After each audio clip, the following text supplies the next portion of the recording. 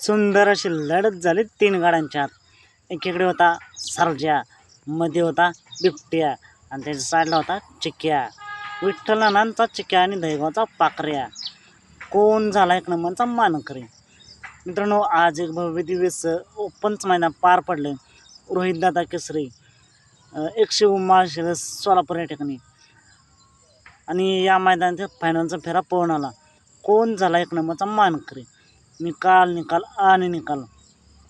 शिवकरांच्या रोहितदादा केसरी मैदानातील फायनलचा निकाल. मित्रांनो, या मैदानात 3 नंबरचा मानकरी झाला आहे तोळनूरकरांचा सर्जा.